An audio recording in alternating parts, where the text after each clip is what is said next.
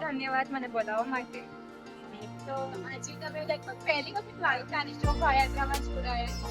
હા, શોભાયાત્રામાં પણ પહેલી વાર જોડાણી ને એકચ્યુઅલી હું દ્વારકા પણ પહેલી વાર જ આવી છું.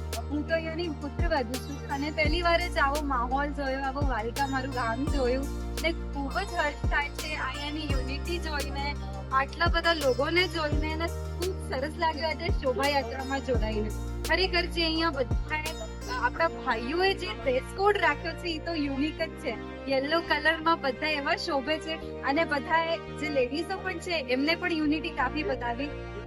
અને મેં શોભાયાત્રામાં લેડીઝો હું પણ એમાં જ બિલોંગ કરું છું. તો મેં જોયું કે તમારા લોકોની કંઈક અલગ સ્પેશિયાલિટી મને દેખાઈ રહી છે. તો શું છે એની ખાસિયત? એકચ્યુઅલી અમે લોકો બધાએ મહારાષ્ટ્ર ઝોનથી બિલોંગ કરીએ છીએ ને અમે લોકો મારી ડ્રેસિંગ મહારાષ્ટ્ર ઝોનથી બિલોંગ કરીને રાખી છે.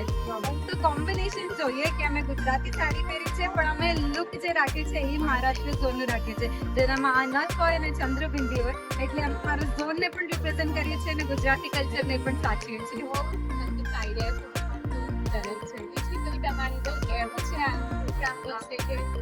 સ્પેશિયલ થેન્ક્સ તો હું દઈશ કે આ વાલકા મોટાની કચ્છ કડવા પાટીદાર વાલકા મોટાની સમાજને અને સાથે જે આપણા યુવા મેમ્બર્સ છે એમને જેને આટલું સરસ આયોજન કર્યું, આટલા બધા પ્લેટફોર્મ્સ આપ્યા, ના કેવલ દીકરીઓને કે છોકરાઓને પણ બહુઓને પણ એટલા જ સારા પ્લેટફોર્મ્સ આપ્યા છે. હું પણ એન્કરિંગ ટીમમાં છું તો દીકરીઓ સાથે બહુને પણ એટલા સારા પ્લેટફોર્મ આપતી આપણી આ સમાજ, મને તો ખૂબ જ હર્ષ થાય છે આવી સમાજની પુત્રવધુ બનીને. હા, અને હવે હું તમને શ્રીના ભાભીનો પરિચય આપી દઉં. શ્રીના ભાભી પ્રોફેશનલ એન્કર છે અને એમને આપણા કચ્છ કડવા પાટીદાર સમાજમાં ખૂબ એસયુવી સુધી પણ એમને એન્કરિંગ કરેલું છે અને એમની ખૂબ માસ્ટરી છે આના ઉપર.